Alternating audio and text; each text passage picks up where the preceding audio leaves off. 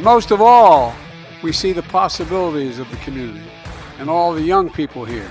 All of you, what an attractive group of kids. Leave the kids alone. Get him away from the kids. Yeah, the Washington Post on the front page of their Metro sectional today. Rhodes asks for lenient sentence. This is the lead story, upper right-hand corner of the Metro sectional. Now, like we all know who Rhodes is. Stuart Rhodes, the founder of the Oath Keepers.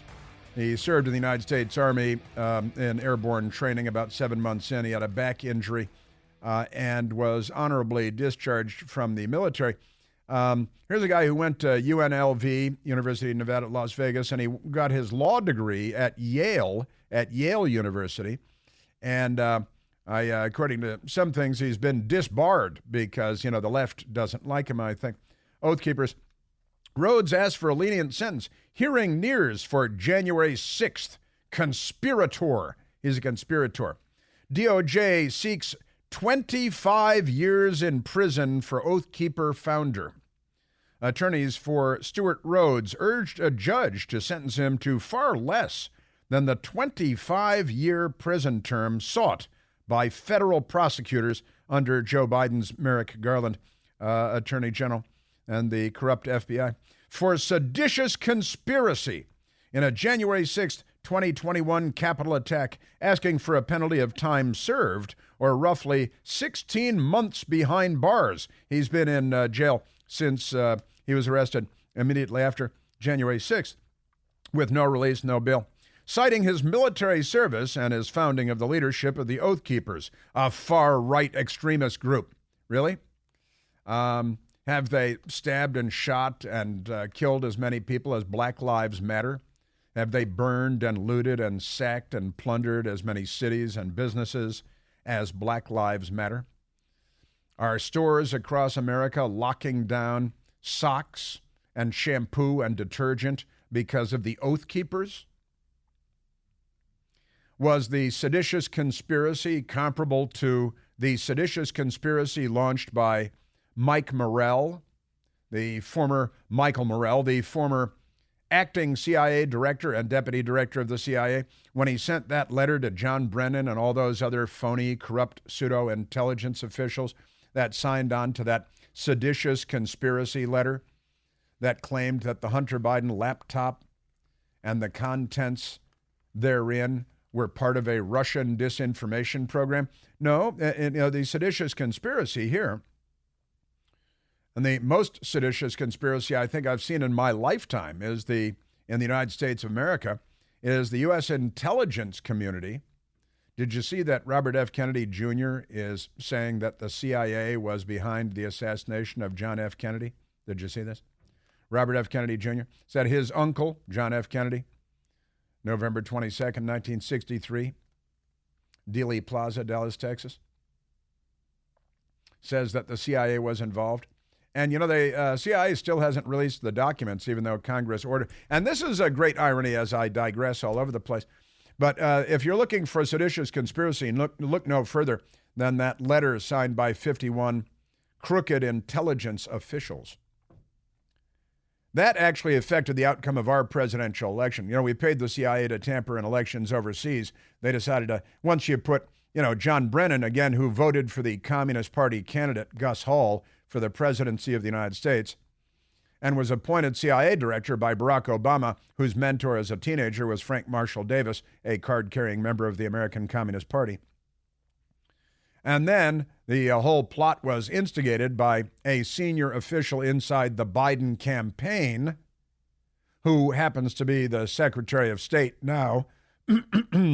And Antony Blinken got a hold of Mike Morell, said, hey, you can maybe help us out? And Mike Morell's email to John Brennan and the others says that Joe Biden's going to need a talking point on this issue for the upcoming debate with Donald Trump. And then Joe Biden used that talking point in the debate with Donald Trump. And it affected the outcome of the election, the presidential election. So the CIA tampered in our election on behalf of Joe Biden. at the request of Anthony Blinken, who was rewarded quite mightily with the best job in the administration, Secretary of State,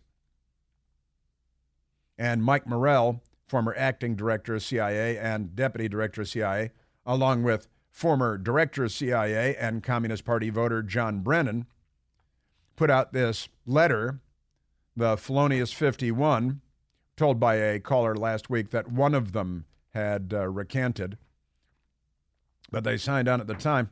And Enrique Tarrio of the Proud Boys, convicted of, and he wasn't even in Washington, D.C., of seditious conspiracy, and they're trying to put them all away with Soviet-style sentences in prison, while Mike Morrell and John Brennan make millions of dollars from corporate America.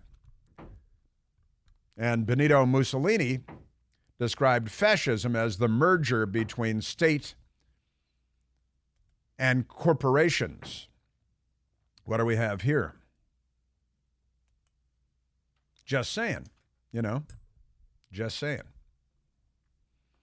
Speaking of Trump debates, Trump delivers ominous warning ahead of CNN showdown. Mediaite, left-wingers at Mediaite, quote, could turn into a disaster for all, including me.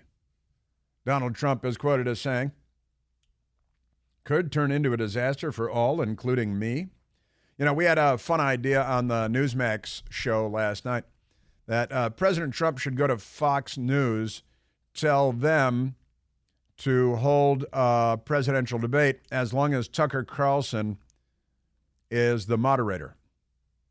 Better yet, go to Newsmax and hold the presidential debate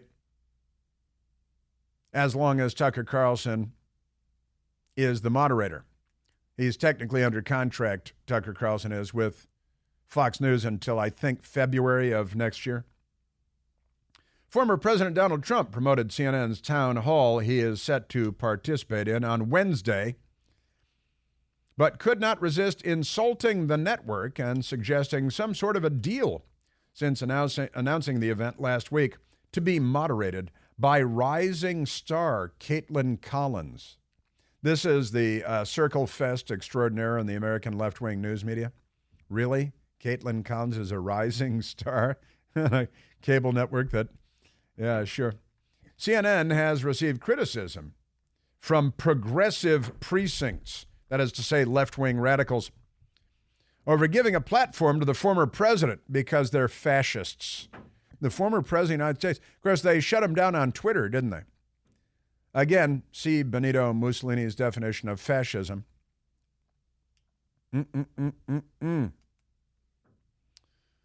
That's right. The marriage, the melding of the state, in this case, the Democrat Party, and corporations, the information oligarchs, the information sector, is a very unhealthy way to operate a republic. No doubt about it. Over giving a platform to the former president who claims the 2020 election was stolen baselessly. They always like to add baselessly. Those reckless comments led to the seditious attack on the Capitol by his supporters. I got to tell you, the city of Washington was locked down for 6 months, not because of January 6th. Storefronts boarded up never to return, not because of January 6th. Stores across the country on lockdown, not because of January 6th, but because of the seditious conspiracy of the Democrat Party to destroy the United States of America as we've known it. And gender and women. Men make all the best women in Democrat America. Man, oh man, Shevitz. Boy, oh boy. It feels to me like this is a pretty open attempt by CNN to push itself to the right and make itself attractive and show its belly to MAGA and to conservatives, hoping that they will tune in. Yeah, Joyless Reed on MSDNC with another dementia moment. She is one of America's leading racists, too, and they have a lot of them on MSDNC. No doubt about that. It's a very racist network, a lot of racists. They love to call everybody racist, but that's part of their racist racism. In New York City, let's go to New York City, Michael, because in New York City, where the violent left is now angry over a crazy, and it's a tragic incident, the crazy New York subway dweller who they tell us is, he was a Michael Jackson impersonator. And what at USA Today call him? A beloved street performer. A beloved street performer. He's beloved and he's a street performer. And yesterday in New York, they had a little riot, the Democrat Party did. Jordan Neely was his name. The family blasts Marine vet's lack of remorse after NYC subway. They demand that you say what they tell you to say, think what they tell you to think, feel what they tell you to feel. Where's all the video of this guy threatening and menacing and being a psychotic? This morning, my best girl and I, we were sitting in our living room and minding our own business, reading the paper, watching the news, and a crazy person outside our building screaming at the top of his lungs. We went out and looked at him, and he was marching down the street with a big, looked like a blue checked woman's purse, which he doubtless stole from someone. A psychotic, mentally ill person, 6 a.m. hour, screaming at the top of his lungs, and a big 4-foot Washington Nationals flag on a flagpole, which he'd obviously stolen from someone's house, in front of someone's house. And he's walking through our neighborhood, screaming at the top of his lungs, cursing and being a crazy person. And the Democrats tell me to shut up, right? Say, hey, shouldn't we maybe have a more livable city for children and so women can walk down the street safely and so I don't, feel like I've got to carry a pistol? And the Democrats tell me to shut up. That's where the Democrat Party is. Now, Jordan Neely was killed. He died. He was being restrained. The driver of the train was calling 911. And yesterday, the left showed up, and they were attacking the police. And listen to their rhetoric here. Nice rhetoric. Listen to them railing against. Now, the police didn't choke Jordan Neely. A passenger on the train did, and he was being helped by 2 other people. And other civilized passengers were kind of watching it and hoping that the situation was contained. Here's the left out chanting in New York. No justice, no peace. Police. No justice, no peace. Police. No justice, no peace. Now they're chanting, the Democrats, they're all Democrats, chanting no justice, no peace, beep, expletive deleted, F word, the racist ass police. That's their chant. No justice, no peace, beep, the racist ass police. That's the chant. And then I believe there were at least 11 arrests.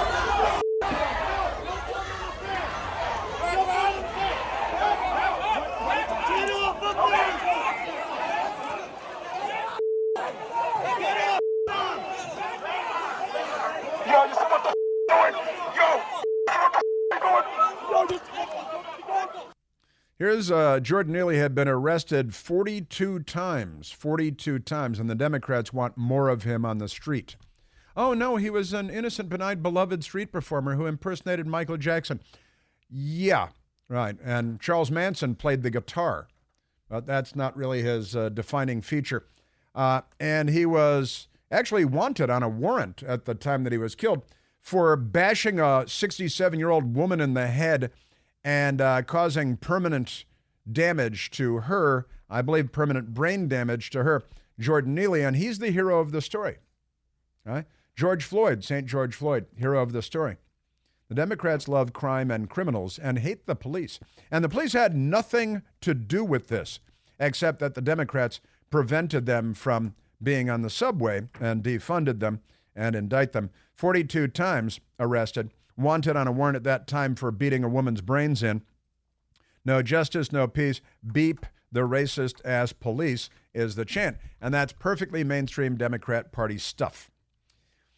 Do you know that you can purify the air in your home and get healthy, clean, fresh-smelling air, eliminate odors, kill mold, mildew, bacteria, and viruses?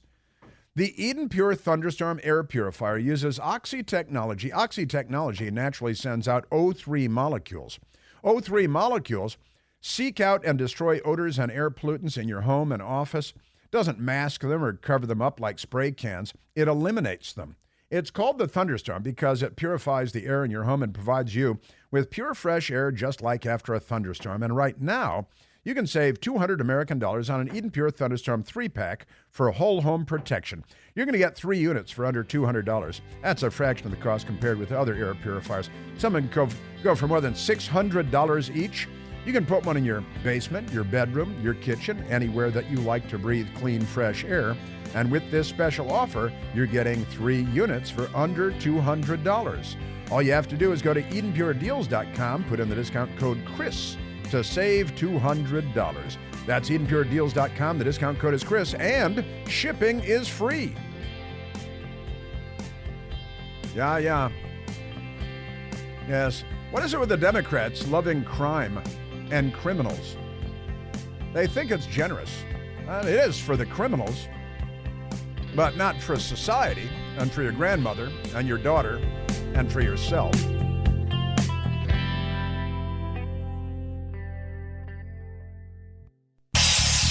Hey, Chris here with some exciting news. Now you can listen to me live on the WMAL app. Doesn't matter if you're in your car, in the office, on the go. The WMAL app delivers crystal clear around-the-clock news coverage anywhere with cell service or Wi-Fi.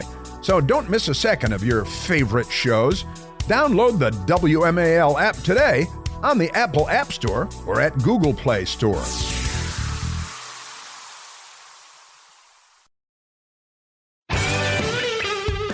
So the violent anti-police and always vulgar Democrat mob out on the streets again in New York City last night because tragically a mentally ill man who had been arrested at least 42 times, who had an outstanding warrant because he bashed a woman's head in, a 67-year-old woman's head in, and he's the hero of the Democrat story. No justice, no peace, which is obviously, I've been pointing out for many years now, a direct threat of violence. Beep the police, the racist-ass police.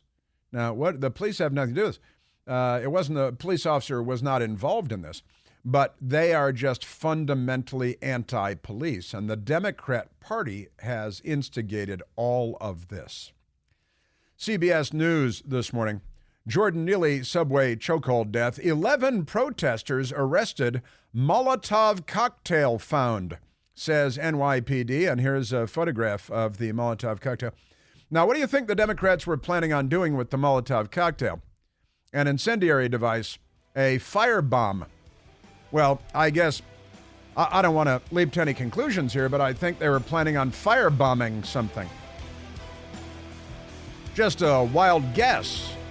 But normally when violent mobs of anti-police leftists show up with a Molotov cocktail, it's because they're planning on firebombing something.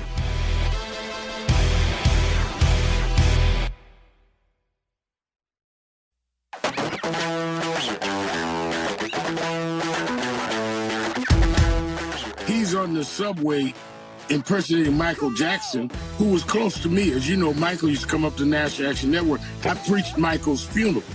And you combine that with Eric Garner, where we have a state law against chokeholds. Well, it was not a police officer, therefore the state law doesn't apply, you moron. The Reverend Al Sharpton, one of America's leading racists and race baiters. Where's Tawana Brawley? Why didn't Tawana Brawley have her own show on MSNBC like Al Sharpton? Yeah, little, minor anti-police riot by the Democrats last night, even though the police had nothing to do with them. There's Al Sharpton equating it with Eric Garner, which was a police situation. And the Democrats are the ones that banned selling loose cigarettes. I think you should be allowed to sell loose cigarettes. Shouldn't be an issue. But the Democrats passed that law. And Eric Garner, another tragic circumstance. And since Eric Garner, I think probably about 75,000 African Americans have been murdered in the United States of America. But pay no attention to that. Right? How many? 7 murders in Washington, D.C. last week. 244 carjackings so far this year in Washington, D.C. That's 4 per square mile. At this rate, we should have 9 or 10 carjackings per square mile this year in Washington, D.C. CBS News reporting on last night's left-wing anti-police. And why is it anti-police? Police had nothing to do with it. By the way, there is video, and Michael and I watched it this morning. Michael Piercy and I watched it this morning. The video from the subway train, the Marine, Daniel Penny, who tried to stop the crazy person from terrorizing people on the subway train, the one that the Democrats put there. And then the Reverend Al Sharpton says, you know, he's a Michael Jackson impersonator. Did I mention that I knew Michael Jackson and Michael Jackson and I were close friends? And that I spoke at Michael Jackson's funeral. But enough about me. No, wait a minute. Now more about me. The Reverend Al Sharpton. He's a journalist in good standing at NBC Fake News. Daniel Penny, who was the former Marine who restrained the lunatic that sadly died, but shouldn't have been roaming the streets being a lunatic, like the guy in front of our building at 6 a.m.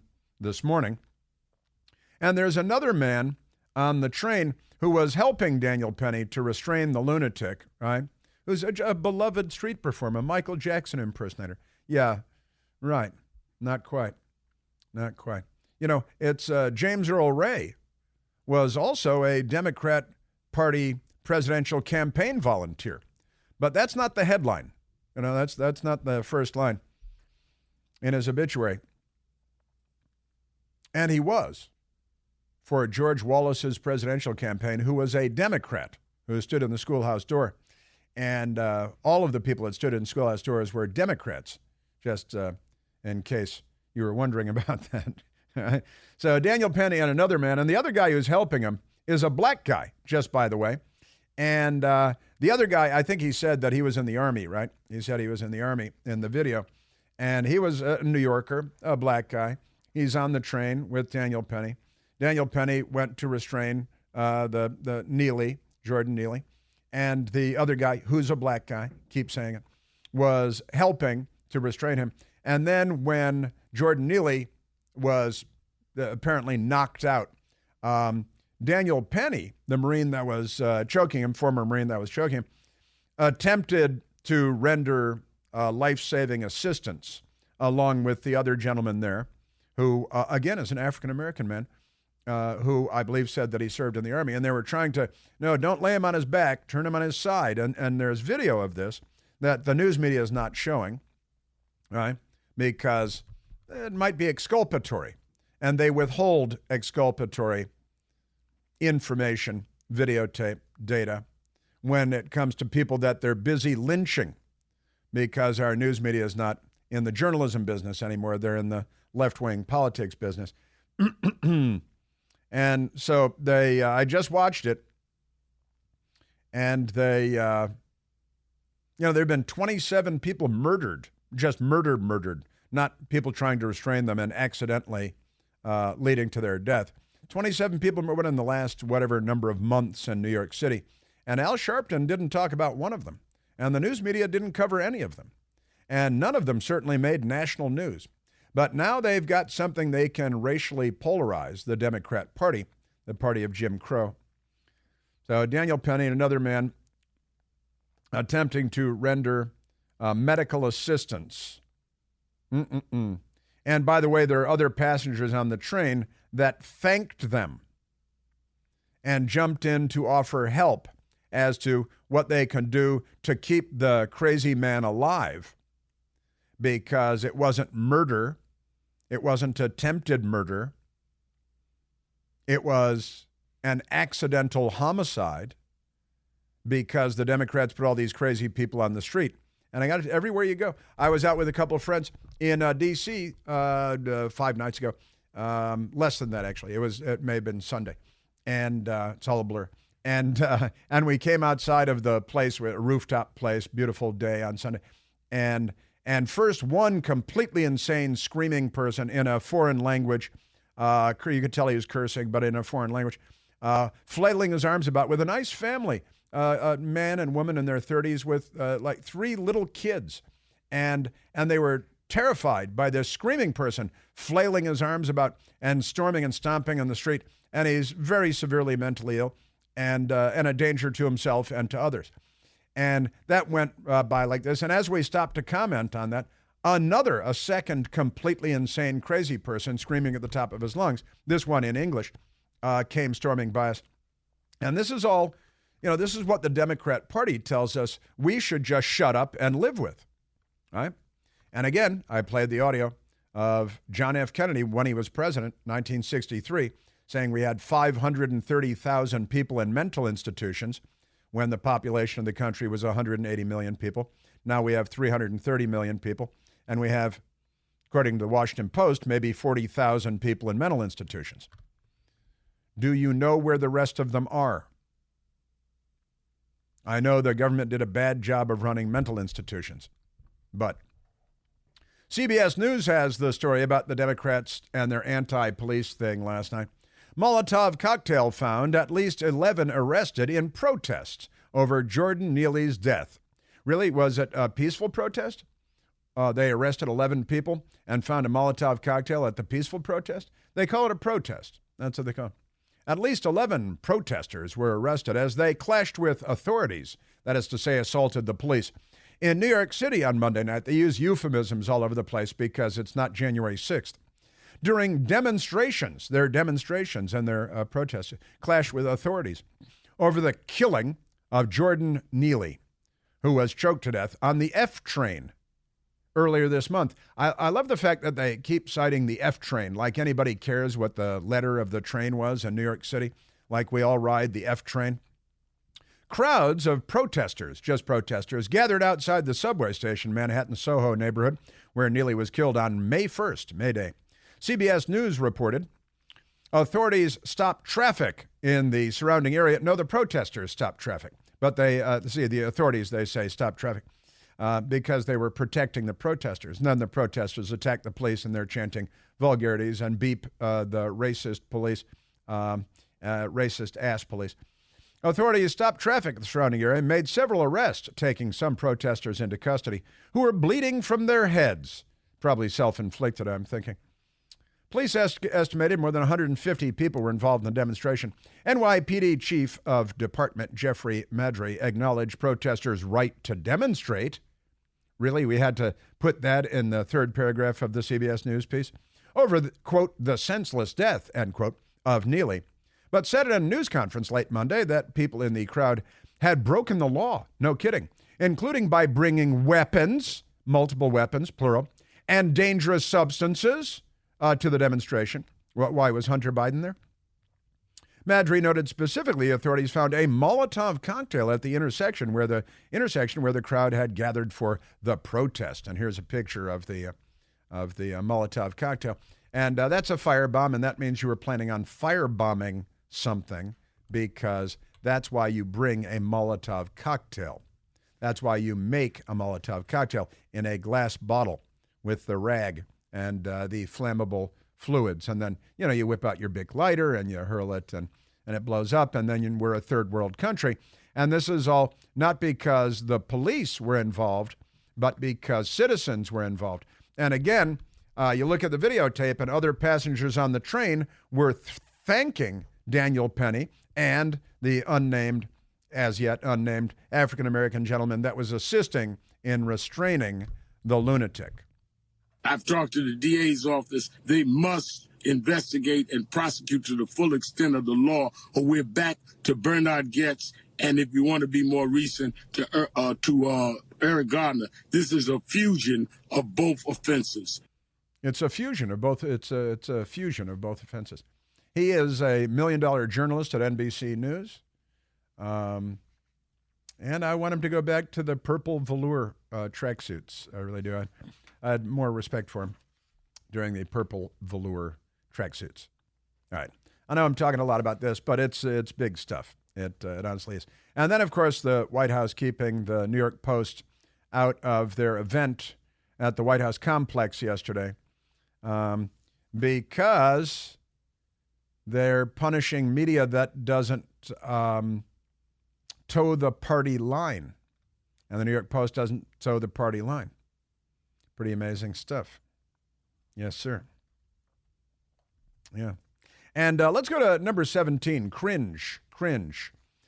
This is Cringe Jean-Pierre, a.k.a. Cringe. That is a portmanteau, a shortening of her actual name. Cringe yesterday, because the border is going so well, we can hardly wait for Title 42 to come to an end and for the human tsunami to hit our southern border. What I can say is that this is an administration that has taken the challenges that we see at the border very seriously since day one.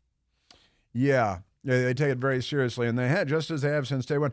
She told us last week that border crossings had gone down by more than 90% thanks to Joe Biden's excellent policies, which is an extraordinary lie of epic proportion. When it comes to illegal migration, you've seen it come down by more than 90%, and that's because of the actions that this president has taken. This morning on Newsmax TV, Wake Up America, former New York Representative Nan Hayworth. President Biden, in fact, has been working on the border since day one, but everything he's done has been wrong, which is why we find ourselves where we do. Yeah, that's it. Everything he's done. Undid all of the Trump policies just out of hate for Trump and the United States of America. Nan Hayworth. It is every town in America now becoming basically a border town, because if you see here in New York, Rockland County and Orange County are scheduled to receive migrants now, and they have both declared states of emergency and said, we are not sanctuary counties, and we are being compelled to do this illegally. Congresswoman Nan Hayworth on Newsmax this morning. Now, one of the things that Mayor Eric Adams in New York City is doing is he's so offended by Texas sending busloads of illegal aliens to New York City because they should all stay in El Paso or something where they're lining the streets. It looks like that scene in Gone with the Wind and at the hospital after the battle. And they're going to send them on buses. Mayor Eric Adams, Democrat. All the Democrats are going to put them on buses, the illegal aliens that have arrived in New York, and they're going to send them to suburban Orangetown, north of New York City, outside of the urban area in Rockland County. And here is Teresa Kenny, supervisor of Orangetown, New York, in Rockland County, where all the illegals are going to be sent by the Democrats. This is hypocritical. The mayor doesn't like it happen to him, but he's and he's a sanctuary city, so in theory he asked for it. Welcome to Orangetown, we are not. Welcome to Rockland County, we are not a sanctuary city or town. And the Democrats are dumping them. You know what Teresa Kenny should do? Grab the buses when they arrive and send them to Martha's Vineyard, because that worked pretty well. They liked that one very much. Teresa Kenny, supervisor, Orangetown, New York. The hamlet of Orangetown is about 3 miles. Orangeburg, the hamlet, is about 3 square miles and has like 4,600 residents. You're telling me that New York City can't handle these people, but little Orangeburg can within our town? So it doesn't make any sense. There's no services up here for them. There's no mass transportation up here. It's a suburban community. And where's Joe Biden in this? Where is the national leadership on this? Where it is, they're going to do away with Title 42. We're going to have a hunami. That's a human tsunami. That's another portmanteau. And combination of two words. Another human tsunami that the Democrats are arranging. This is entirely on them, 100% on them, without question. In the last 72 hours, according to the Customs and Border Protection Chief, Raul Ortiz, past 72 hours, this is as of yesterday. Yesterday, he said the past 72 at the border, 26,382 apprehensions, 7,399 approximately gotaways, 164 pounds of marijuana. That was on the way to Hunter Biden's house. 83 pounds of methamphetamine, 66 pounds of cocaine, 11 pounds of fentanyl. 11 pounds of fentanyl would kill tens of thousands of people. 5 pounds of heroin, $12,200 in cash seized. 1 firearm, 3 sex offenders, 1 wanted felon, 1 gang member, and a partridge in a pear tree. And that's in 72 hours. Raul Ortiz at our border. And that's about to explode. Last year, 107,000 Americans died of fatal drug overdoses, largely because of fentanyl, largely coming across our southern border. And what are the Democrats doing about it? They're sending 1,500 American military personnel down there to process, to do in-processing, to bring the illegals by the millions, literally, to the interior of the country. Extraordinary numbers. I'm beginning to think they're not on our side.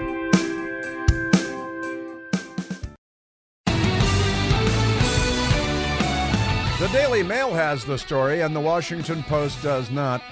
In Colorado, 4 parents of 2 6th-grade girls are suing their school district because the school put together a secret LGBTQ club and told the kids to keep it a secret from their parents. The girls were told, quote, if they're not happy with their bodies, they are transgender. Wait, teenage girls not happy with their bodies?